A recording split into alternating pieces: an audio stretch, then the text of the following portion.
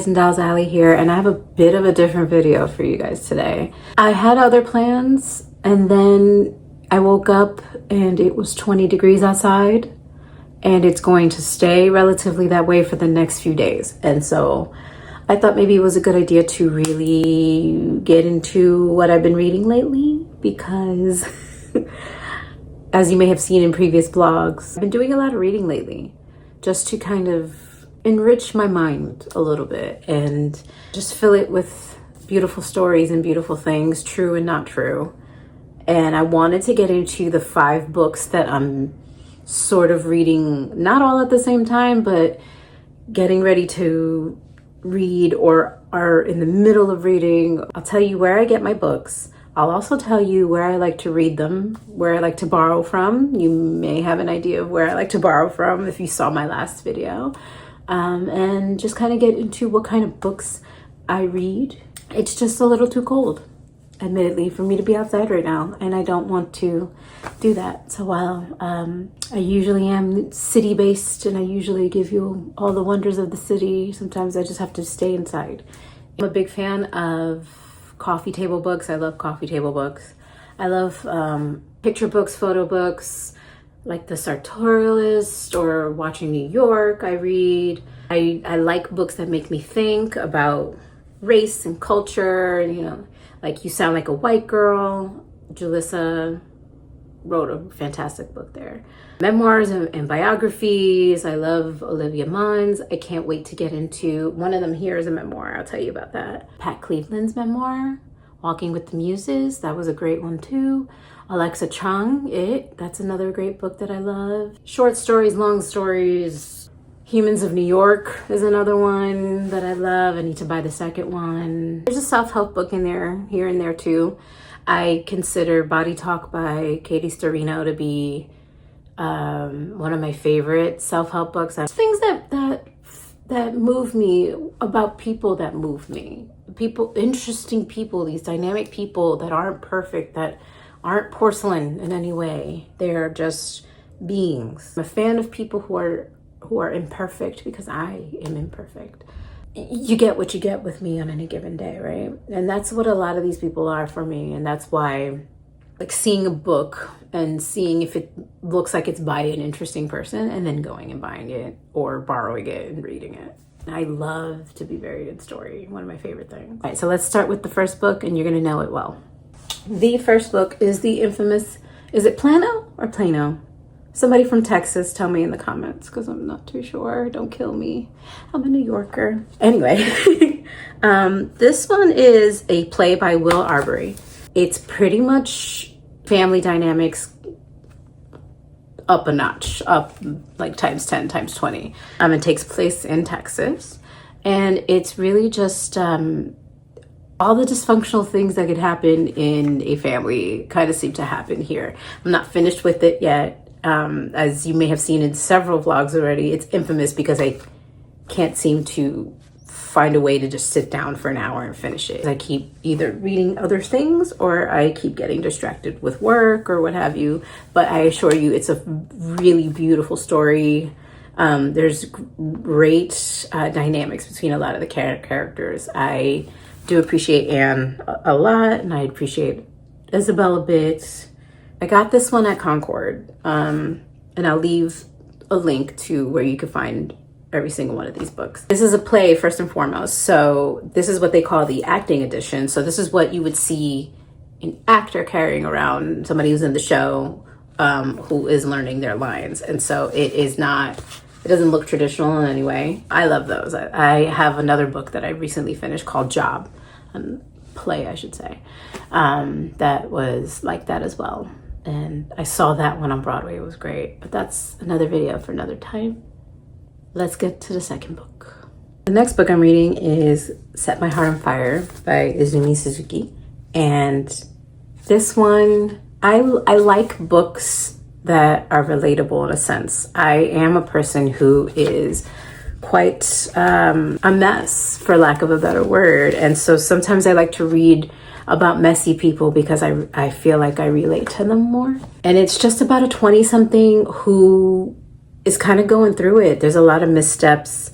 There's a lot of desire that is placed in the wrong places, in the wrong situations, the wrong people. Our main character is a young girl, and she just kind of goes through it with different people at various times. It's set in like the club bar scene in Tokyo, so there's that aspect as well of not being around the most savory people. This is sticking out. This here, I use different bookmarks for all my books, side note, and I just like to use photo strips sometimes.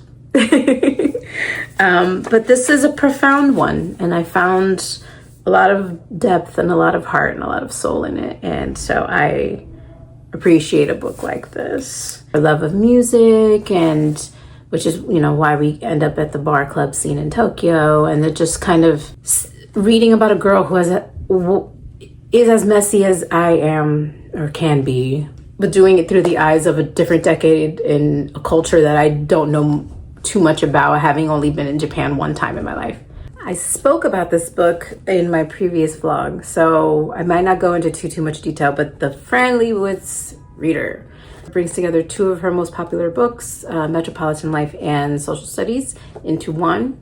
I did mention that I've read Metropolitan Life, I've not read Social Studies, so this particular book is still newish for me. I love Fran Lebowitz. She's one of my favorite New Yorkers. Metropolitan Life is one of my favorite reads. Maybe ever.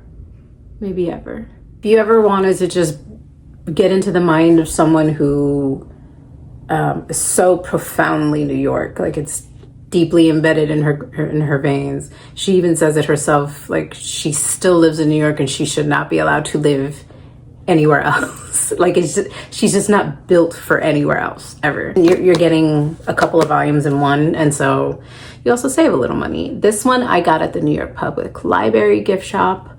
It's in the New York specific section, so if you are ever there and you want like New York specific books, you'll probably find a title of hers, at least one, sitting there on that big table. She's just deadpan and ironic and brash. I wouldn't say rude. She's just a truth teller, and sometimes it's hard for people to hear it. Yeah, if you want to read about a New Yorker who is kind of like me, you got a winner here. Now on to one of my favorite books, especially if you're someone who likes to look, who primarily likes pictures with their books. This is definitely one for you. This is A Book of Days by Patti Smith. For those of you that don't know, Patti Smith is also a photographer. She is a singer. She is a philanthropist, an activist. She is legendary in pretty much anything she touches. This particular book is a year in her life through photo. Each day of one particular year in her life, it's a photo that she took or was taken of her, and she details what the photo is. Short, sweet, and to the point, but it's so fascinating to see just her creative artistry through her eyes. It quickly became one of my favorite books. Let me show you the bookmark in it because I'm sure someone's gonna wanna know. That's the bookmark in it. I got this one at in Philadelphia at the art museum over there. I think I got it at the Rodin. Pretty sure it was the Rodin gift shop. But yeah, it celebrates her artistry. It celebrates her craft. It celebrates her as a poet, as a writer. She's a National Book Award winner. One of my most favorite people, and she has a beautiful voice if you've ever listened to any of her music, and she's about something. And I'm a fan of people that understand their creative artistry to a certain point and are about sharing it with people. So Book of Days, I got this one, I am pretty certain I got this one in Philadelphia too, at the art museum in Philadelphia. I mean, but you could also find this on, anywhere you want to get your books. I highly recommend shopping at bookshop.org. I try really hard not to use Amazon for my books. I try to shop local if I can. So I'll go to bookstores too. But yeah, my favorite. Okay, let's get to the last one. So this last one has a bit of a heartbreaking story to it, which is why I haven't started to read it yet, but I feel like in the year 2025, I will. This is I Was Better Last Night, Harvey Fierstein's memoir. I bought this at the Museum of Broadway in 2023. Reason why I haven't touched this book yet. I'm so sorry to be a little bit of a Debbie Downer with this story, but I feel it's important for the context. And once you know it, you'll understand A, why I haven't read it yet, and B, why I feel like this is the year for me to do it. I bought this book at the Museum of Broadway the day my mother was first put into the hospital after having a heart attack. I didn't know she was having a heart attack, and the hospital had a hard time reaching me because they had my wrong contact information. I always associate that day and anything that I purchased that day at the Museum of Broadway, not negatively, but it hurt to look at, because while I was celebrating and having fun and doing all these fun things with my husband back in 2023, my mother was going into cardiac arrest at a hospital, and I had no idea. And so there was a little bit of guilt there in doing that. You know, I could have been there, I could have helped, I could have done something, but there really wasn't anything that I could do there. And so at some point this winter season into spring, I want to read it. I want to read it, and I want to get to know Harvey. You know, the whole reason why I bought the book was because I love Harvey Fierstein. I love everything that he's done for theater, and I love just him as a person. I don't want the two memories to coincide and be together anymore. I want a new memory to be made. I just want to associate the book with something different. And rather than associate it with that day, I'm going to associate it with the man's life. It's a memoir, for crying out loud, right?